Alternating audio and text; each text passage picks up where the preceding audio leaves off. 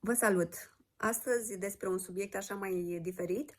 Mai multe persoane mi-au zis cu care am discutat în ultimii ani și îmi atrăgeau atenția la faptul că mulți specialiști s-au ridicat în domeniul unui stil de viață echilibrat și că mulți preiau foarte multe din lucrurile pe care eu le-am amintit acum 10-15 ani în urmă și ca și noutăți.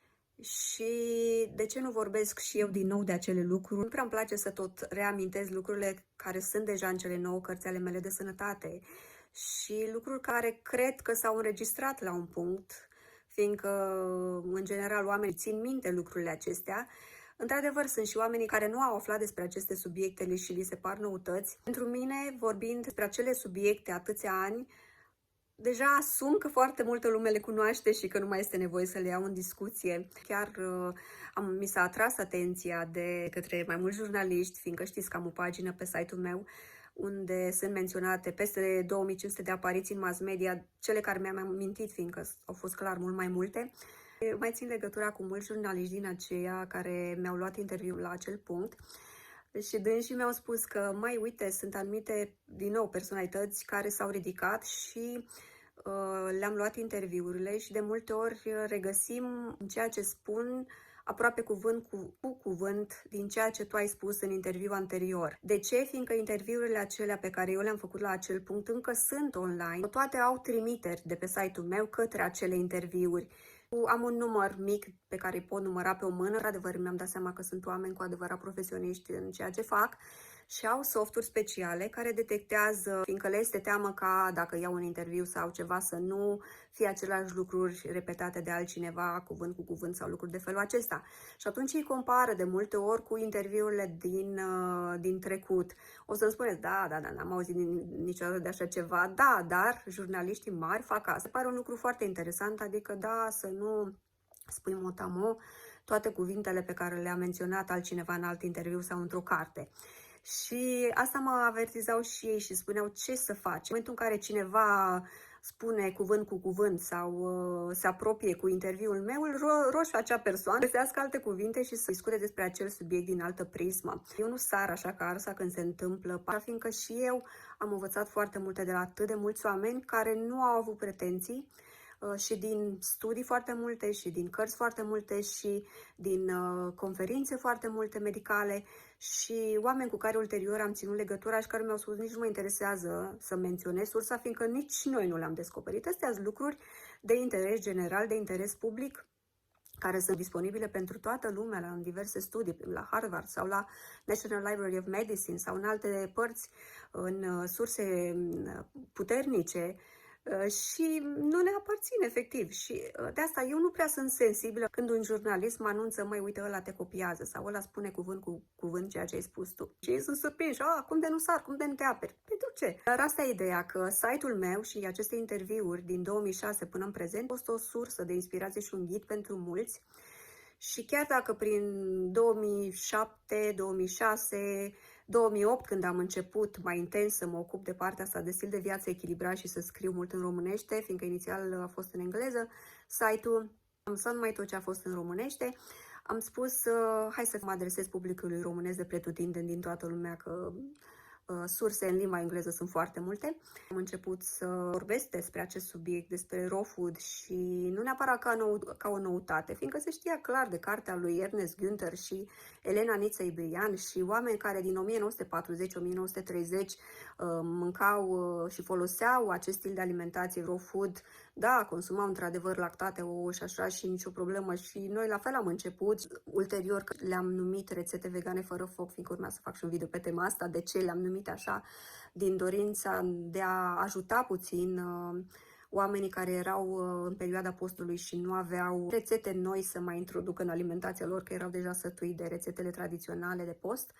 Și n-am vrut să le numesc cărțile mele rețete de post, fiindcă mi s-a părut așa puțin ciudat, și am folosit acel termen de vegan. Dar noi am folosit întotdeauna, așa cum am menționat și pe site-ul meu, din 2009 și până în prezent este acolo o pagină despre religia, despre mine, în care am spus că am folosit lactate fermentate și ouăle din propria gospodărie și asta am spus și în toate interviurile, normal că au fost scoase. S-a părut lor mai extraordinar să mă prezinte ca și cum aș împinge foarte mult alimentația asta vegană, ceea ce n-am făcut. Eu întotdeauna m-am adresat celor care au avut o alimentație tradițională și celor care vor să facă puțin mai mult pentru a se simți mai bine.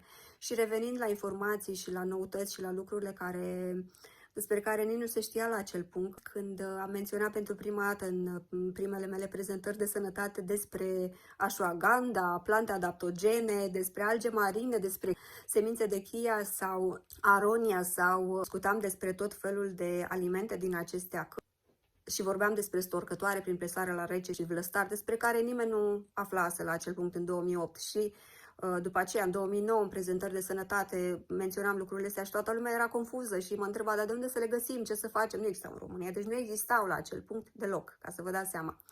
Și eu m-am bucurat că ulterior, prin cerința publicului și faptul că eu le-am folosit în rețete și toată lumea a preluat rețetele și au început să apară și restaurante, raw food, dus vorba și a început să fie o cerință pe piață și s-au născut magazine noi și expoziții, târguri, la fel și Regeneration Expo, care a durat 7 ani, știți, pe care am susținut-o noi în toată țara, tot așa din dorința de a face publicului cunoscut producătorii noștri locali și magazinele bio și organice care aduc aceste produse în țară. Bucura mult că s-au ridicat foarte mult și am oferit în felul acesta slujbe pentru mulți oameni și pentru multe firme și pentru multe restaurante, pentru mulți care au început să învețe pe alții și chiar din cititorii mei mi-au spus, păi nu te deranjează că te-au copiat? Chiar deloc.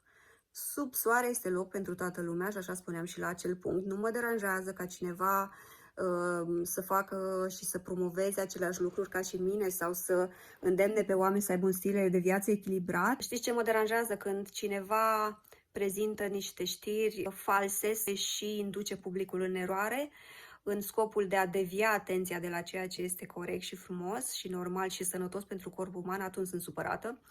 Și mă deranjează mult când cineva prezintă, spre exemplu, o știre învechită care între timp s-a dovedit a fi ireală. Spre exemplu, cum s-a spus atât de mult timp că uleiul de cocos este ulei saturat și nu este sănătos pentru corp, că se blochează în artere și este o veste care a apărut într-adevăr în mass media în 2010, dar s-a clarificat între timp, însă mulți țin cu dinții de ea și încă o prezintă ca pe o noutate. Lucrurile acestea mă deranjează.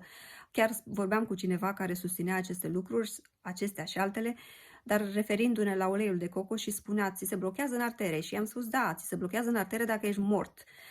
Corpul uman este cald. Deci noi dacă am fi reci, s-ar bloca. Luați un unt de cocos și vedeți cum se transformă când e cald. El este topit, este ulei, este lichid.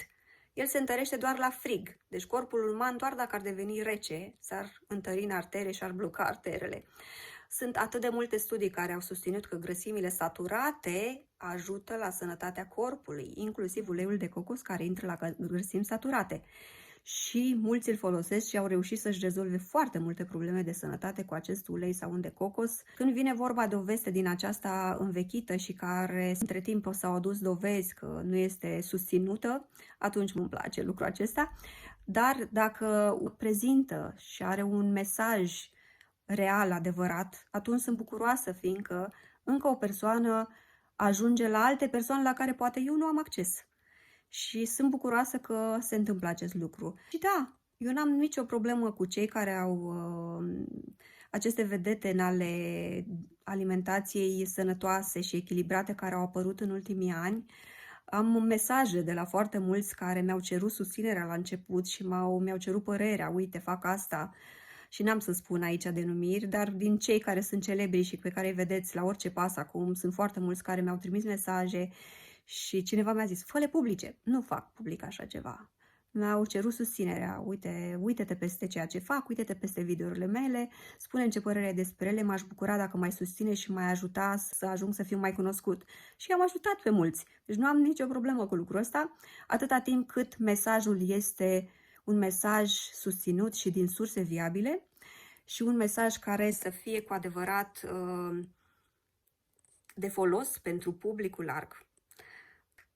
Și sunt bucuroasă că din nou am fost deschizătoare de drumuri pentru mulți oameni și mă bucur că am putut ajuta și în acest sens.